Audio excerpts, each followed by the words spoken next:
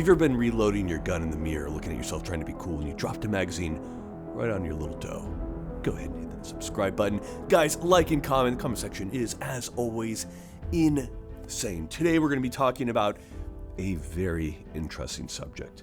We're going to be talking about the Mark 12. If you're not familiar with the Mark 12 has taken the most amount of precision rifle kills of any rifle in the U.S. military. As of this video, it has had a ton of development time, a ton of time in country, and it is an absolute killer of a weapon. I'm very excited to talk about it. We've had the opportunity to talk to many NSW Crane people who had a lot of hand in the development of the weapon, to USACOM armorers, to Small Arms Solutions. It is going to be a very fun video. Can't wait to show you guys everything. But before we get into it, we of course have to thank the biggest sponsor of the channel. And the biggest sponsor of the channel is who, Micah? Primary Arms, providing you with any Mark 12 optics and more. Free candy. There's just so much to offer. So much to offer. And actually, you can get this optic. This is the Trijicon 2-10, and it is absolutely awesome. You can get anything you could possibly want at Primary Arms. We do love them quite a bit. Make sure that you send them an email, say, I love Grantham. Make sure you do the heart symbol. They absolutely love that. And if you guys are looking to get into thermal, if you're looking to get into night vision network, you're walking through the woods, you don't want to give away your position with a light because that would make you gay, so instead you visualize men with high definition with thermal optics. Much better. Wouldn't you tend to agree, Micah? Go check them out. You can buy, you can rent, do whatever you could possibly want. Night Vision Network, a big thing to them. And of course, Mantis, if you're looking to get better at shooting, we recommend dry fire. Mantis turns your weapon into a dry fire machine. All ammunition for this particular video is provided by AAC. We're firing 77 grain Sierra Match King. We got awesome performance out of it. So, with all that being said, ladies, gentlemen, and my often forgotten, but most certainly not by me, Mark 12 Mod 1s, welcome to the channel. So right here we do have the Mark 12 Mod 0. There are a lot of different modifications, a lot of different variations on this rifle, and it really depended on the branch of service that it went along with. But today what we mostly want to talk about is we want to go over the history, the application of the weapon, and more specifically, how it actually performs. So when we're talking about the Mark 12 is essentially an AR-15. It is an M16 and M4, and there's a lot that we can talk about the development of it, but essentially what occurred was during the early days of Delta in Mogadishu, there was a lot of experimentation. A lot of different weapons were being looked at as an alternative to a straight sniper rifle. They wanted something in that designated marksman role, something that could go a little bit further than the M4, but didn't require a whole lot more weight. So the SPR, the Special Purpose Receiver, it was originally coined, was essentially imagined as some type of recon rifle, some type of recce rifle, and many different free float handguards were put in, many different optics were used, but ultimately it was all commercial, off-the-shelf solutions. Now, around 1998, 1999, you started to see the actual development of the Mark 12. And this was originally imagined as a special purpose receiver. The idea being you have an M4, the mission requires a little bit longer range, and you can simply put on that upper receiver group and have an accurized sniper-like system that will allow you to engage reliably. Now, there is going to be a lot more than just an upper receiver. There's going to be ammunition to go with it, because obviously the ammunition at the time, the M855, was not particularly known for being an accurate round. The reason for, and pause, hold that thought, we're actually going to turn the table on. Looks way cooler. Looks so much cooler now. There's obviously ammunition that had to go along with that. M855 was not known to be particularly accurate. The reason for this is the mild steel penetrator within the M855 lead slug itself. It was hard to get it precisely centered. Because of that, the round didn't tend to travel very well. It was always a little bit off center, which led to a lot of problems with accuracy and overall consistency. It's still a great round. It's a lot better now, but at the time there was a lot left to be desired, and certainly for a weapon to fill more of a sniper role, they realized they needed better ammunition. When the special purpose receiver was first imagined, there were a couple different variations that you saw of what would eventually become adopted. What's very interesting about the Mark 12 is due to the immediacy of the requirement and the fact that the global war on terror kicked off, around the time the development was completed was around the time that, quite frankly, it was sorely needed. And it ended up being pressed into service quite quickly. In fact, the first 150 so of the prototypes that actually worked well went straight into combat. This is a rifle that was very much so forged within the fires of Afghanistan and later Iraq, and proved itself in those conflicts, and it proved itself incredibly well. So a few things we want to talk about is the things that they did to accurize the weapon. Originally it was imagined with M4 upper receivers, which have the extended feed ramp cuts. Those were very much so needed for the ammunition that was used. We'll talk more about that in a moment. But due to surplus and what was actually on hand, you had a lot of M16A4 upper receivers that were used. So those had to have the extended feed ramps cut into them. Small little note, but without those, it wouldn't have worked with the longer, heavier rounds that were used compared to the typical M855, which sits at 62 grains. Let's talk a little bit about the ammunition development, and then we'll actually test this in practical terms. So when the tender was first put out for accurized ammunition for the Mark 12, a lot of different companies came to the playing field, from Black Hills, Sierra, to Berger, and originally the Berger 73 grain was selected as being the most accurate, the round that could perform the best out of the SPR. However, Berger was in the middle of moving facilities, and because of that, they could actually not provide the amount of projectiles that were needed. Because of that, Black Hills won the contract with the excellent 77 grain Sierra Match King. This later became the Mark 262 Mod 0, and Mod 1 had a few small changes to it, but ultimately the same round being a 77 grain open tip match round. It's noted that the Mark 12 can easily pull off 1.8 MOA at 300 yards. That means that the rifle is consistently able to group well under an MOA, which is 1 inch at 100 yards. This is phenomenal accuracy, but there's nothing like actually showing it. So we're gonna go ahead, we're gonna head out to the ranch with Michael Jones and Micah Mayfield from one day earlier and see how the rifle actually performed. We are now gonna be printing and grouping with the Mark 12. Micah, do you believe you're gonna get better groups than I can? No, I believe we'll get the same group. So the Mark 12 is supposed to be very accurate, like we talked about on the black screen. So let's go ahead and test it out and see what type of accuracy we're getting practically using 77 grain from AAC. We also are going to be chronoing it at the same time. You know, I had a first round flyer. Other than that, they were all clover leaf through each other. Want to do another one? Yep, I'm going to do one more. Whoo! That one Just was, lights out, huh? Of all rifle kills, of precision rifle kills, the Mark 12 did it. And you can see why, like, holy crap. All right, Micah, you're up, buddy.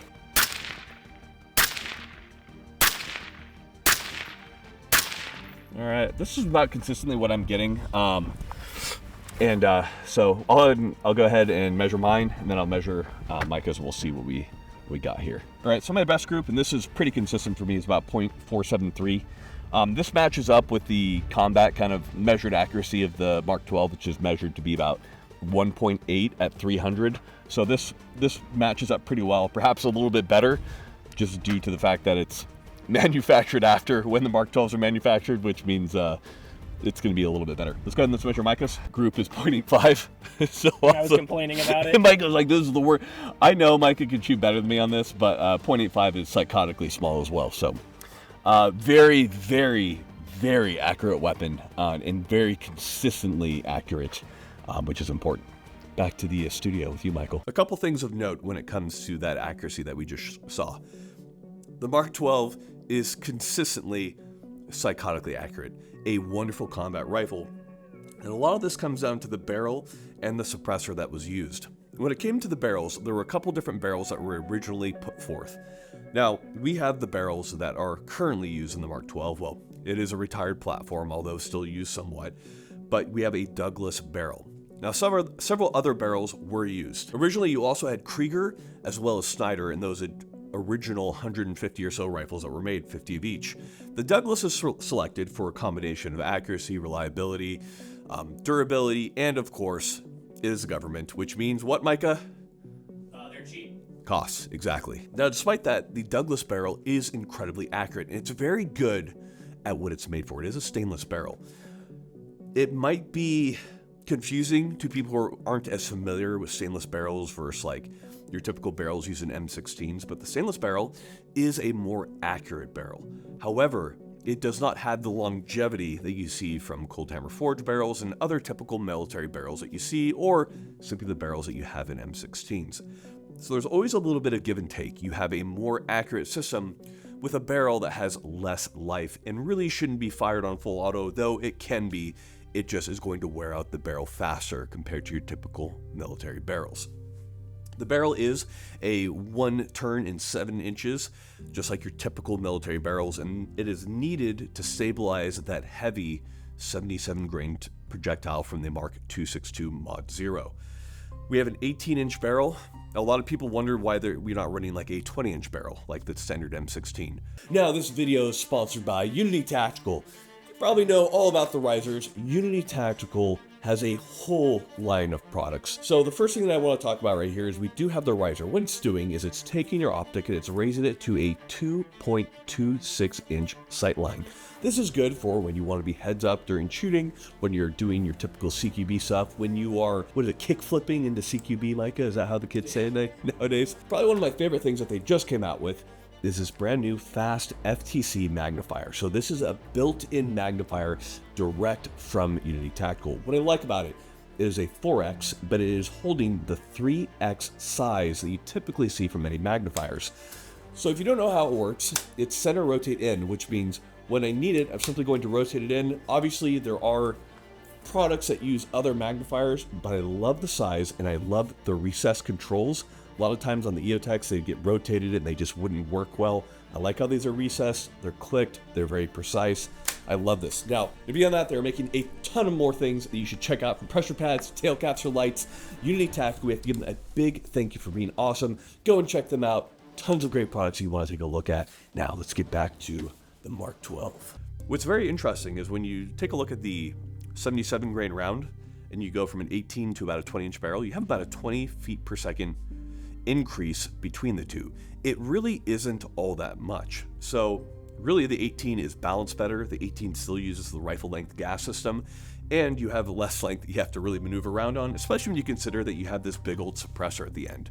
So really, it worked out pretty well to stick with the 18. And even today, for the SPRs that me and Micah run, that our team particularly uses, people who we hang out with on the ranch, we're primarily running an 18-inch barrel when it comes to our SPRs. And at the elevation that we live at, about 3,000 feet above sea level, we can easily push to about 830 before we hit that transonic barrier, at which point 5.56 becomes pretty unpredictable. Now, I do want to talk a little bit about the suppressor here. The suppressor is very interesting because unlike a lot of the traditional suppressors that you've seen, this actually indexes far over the barrel. Today, you might know these as like reflex suppressors or what have you, but we're going to go ahead and unscrew that for you. Actually came off pretty easily. We shot this thing a lot yesterday. So this can be fired with or without the suppressor attached. There are several companies who make this nowadays, but originally this was an OpSync suppressor. This is made by Allen Engineering, this particular one. We have to give a big thank you to them for sending it to us for this particular review. Otter Creek Labs also makes a version of this that will fit as well. Both companies are excellent. We've had excellent, success with both of them. It is a very accurate suppressor. It does not affect the accuracy, the back pressure is very manageable, especially for an older design, and the sound signature is quite pleasant. You'll notice that me and Micah were not wearing ears during it. Hearing damage is cumulative, but it was quite easy to shoot with it on. Now, without that suppressor on, you will notice that we have that collar. You can see where the taper is, where it indexes it back onto, and then we have the actual threads right here.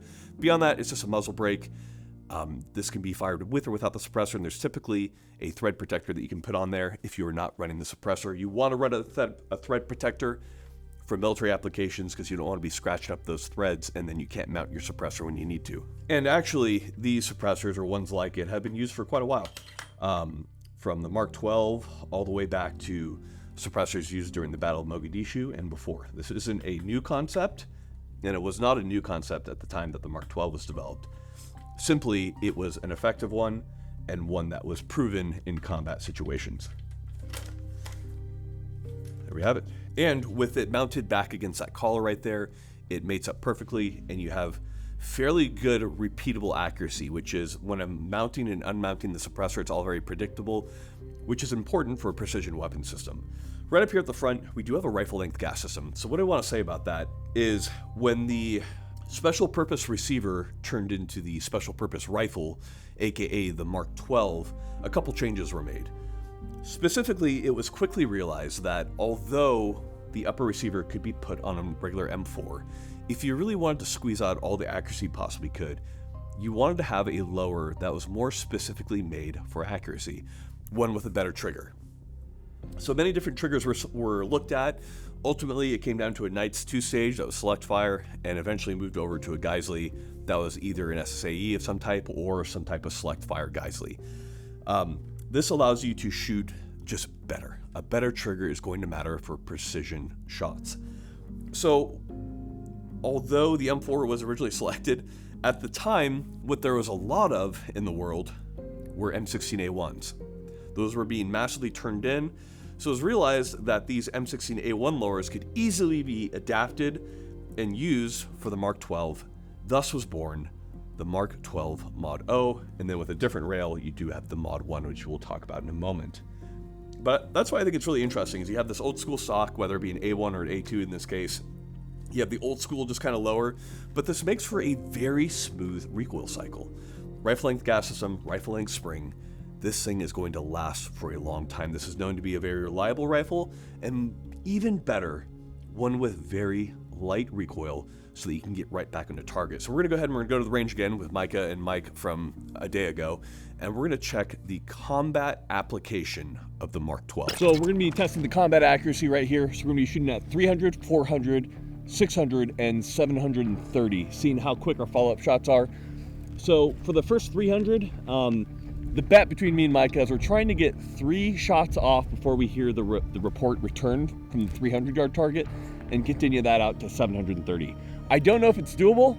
We'll find out, but as you can see, the recoil is quite light on the Mark 12, so we're proving how easy it is to get follow-up shots with this guy. So we'll go ahead and start. You ready, Micah? Yep.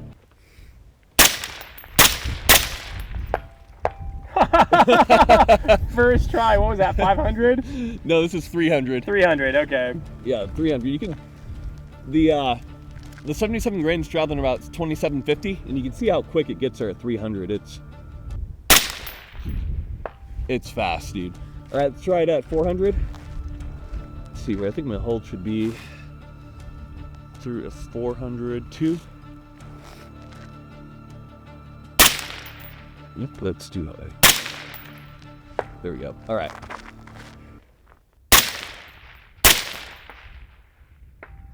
It's definitely getting a little bit more difficult. Let's see if we can get 3.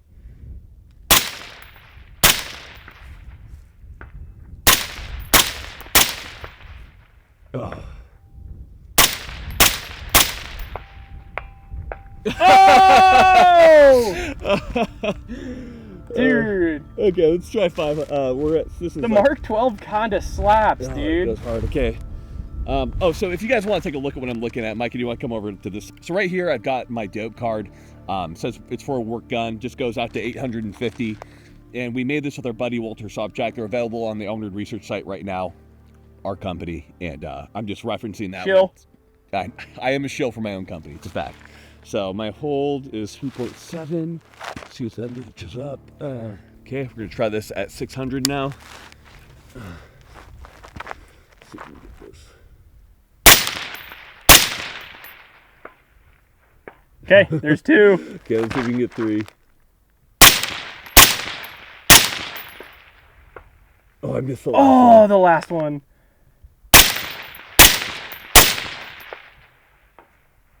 Oh! Let's go! Dude. Oh, look at this weird mag. Isn't that weird, Micah? Tan E-Mag. I hate you. As you can see, Mark 12 really has, as we like to say, that dog in it. Wouldn't you tend to agree with that, Micah? Oh, yeah. Has a dog in it. Moving back, let's talk about some of the specific features that we have on the Mark 12 right here. So right here on the Mark 12 Mod 0, we do have a PRI carbon fiber handguard with an arms swan sleeve that goes on the top here that allows for a continuous mounting platform that offers a lot of stability for optics as well as night vision, thermal, whatever you may need to add onto there. Rails are of course easily added on to all spaces right here, so you can mount whatever you want right here. We do have, of course, a Mk12, which is an IR laser device for fire under night vision, and we have a Harris bipod. The Harris bipod is correct for the Mark 12. Beyond that, I also love the Harris bipod quite a bit. I find it easy, quick to deploy, probably not the most stable. That being said, we've easily shot well over a mile off the Harris bipod, so I feel pretty confident in it. Not with this rifle though. Now, from the Mod 0 to the Mod 1, you do have a change in the type of rail used, specifically as a Knight's Armament rail. That looked quite different, but I love the classic look of the Mod 0. Now, when we come back to the optic, there are a lot of optics that are correct, and there are optics that are not correct. And there are rings that are correct, and there are rings that are not correct. These are not correct. Quite frankly speaking, the older optics don't allow for the Mark 12 to be pushed nearly as hard as it should be able to. You're looking at older loopholes, the Night Force NX8 series. They're great optics. They're typically in second focal plane, and they're using a very basic reticle. For really pushing the optic, I prefer a first focal plane, which means that I'm zooming in onto the reticle itself with some type of Christmas tree or easy adjustments so that I can quickly make those shots. That being said, with those second focal plane optics that were usually used on the Mark 12, it clearly was incredibly deadly. Out to about 500, the Mark 12 is an absolute laser beam. Not a lot of thought needs to be put into making the shot land where you need to. Beyond there, you'll definitely run into some problems with the second focal plane, and that's where I think a first focal plane optic really comes into play. We do have a Trijicon 2-10 right here.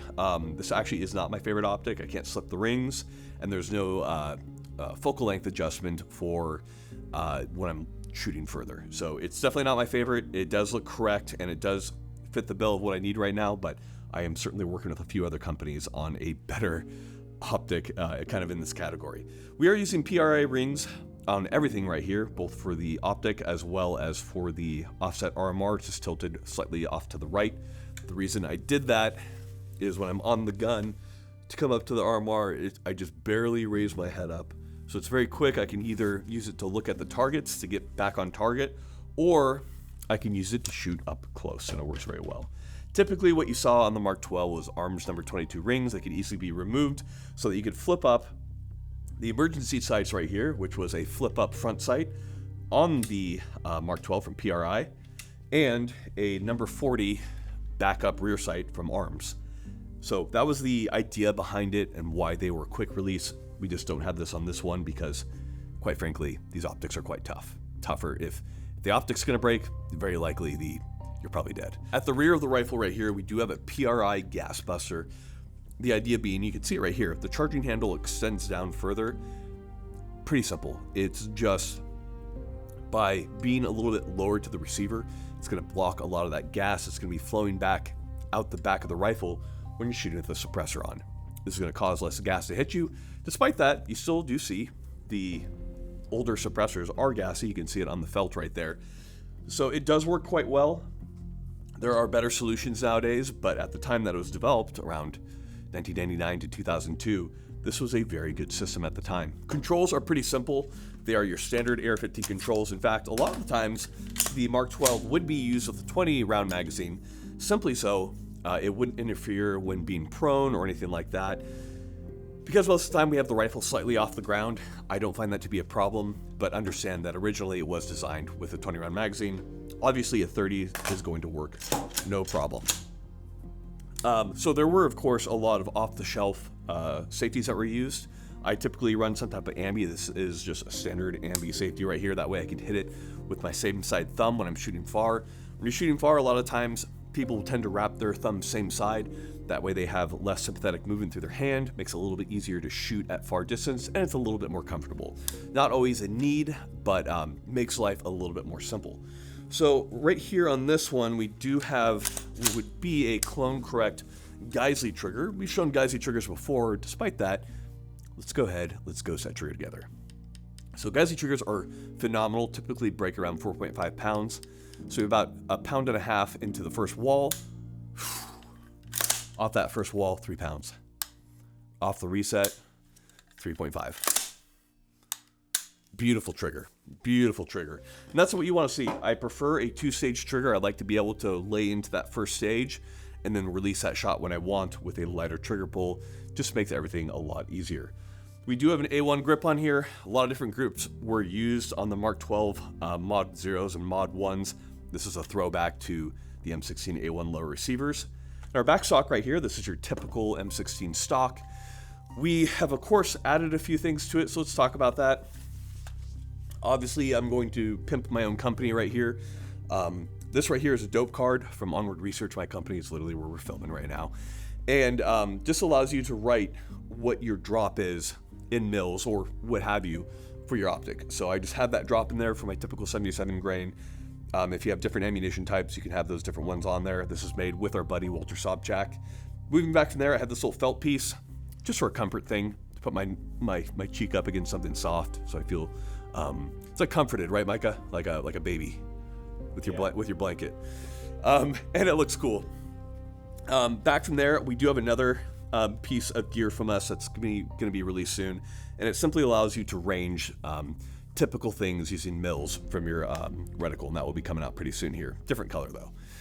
We do have a typical Blue Force Gear M16 buttstock adapter for the sling, allows it to come up and over, that way it's easier to carry.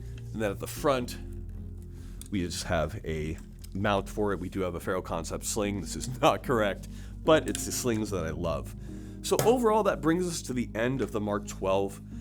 There's a lot that went into the development, but I think the most important thing to note is the lightweight capabilities of the Mark 12 led it to being used the most to make precision rifle kills. It certainly will not break any records in terms of long-range shots, but when you're considering a lot of the urban combat, a lot of the mountainous combat that occurred, the Mark 12 really was perfect. The lightness of carrying 5.56 allowed people to carry a lot. The ability to make quick follow-up shots were quick, so you could easily correct any problems that you had, and if you missed first, you could take that second shot before they really knew it was occurring, just like we showed in the combat application test. Light recoil, extremely reliable, robust, simple, and a lot of parts commonality led to a very good rifle. There's a lot to be said for logistics when it comes to war. Certainly, the Mark 12 made that a lot more simple on the U.S. Armed Forces. I think this is a really interesting footnote. Certainly today, this is an antiquated design. Micah has a Mark 12 build that uses a Mark 12 contoured barrel that is a lot more lightweight. This can be upgraded, this can be enhanced, this can be made to be better nowadays, but we have to know where we're coming from to understand where we're going. So by taking a look at the history of the rifle and the history of combat and the way it was used, we can plot out a lot of our ways forward and make the rifles better than we could have ever imagined. So I hope you guys really enjoyed talking about the Mark 12. Micah, how do you feel about the Mark 12? Mark 12 is probably one of the prized possessions as far as AR-15s in my heart. It's without a doubt probably the coolest, vibiest, and like oldest, most effective AR-15s that I can think of. Would you say it has a GIAT? Yes. That almost made me want to knock. Anyway, guys, thank you so much for watching. We have tons more great things coming up. Hope you like this little throwback to some black screen. We'll be doing a little bit more of this for certain videos. As always, get out and train, get training. We got nothing else for you guys. Final thing for you guys is going to be dad advice. Dad advice for today. Make sure that your finances are in order. This is going to be important as the world gets a little bit crazier. We want to make sure that you have those extra funds to buy food, to have water stockpiled. You know, you just never know what's going to happen. So highly recommended that you are always prepared to take care of your family. And you know what? Micah grows a ton of vegetables, don't you, Micah? So many they go bad. There you go. You want to be able to be a little bit self-sufficient. If all you rely on is a supermarket, might be hard times.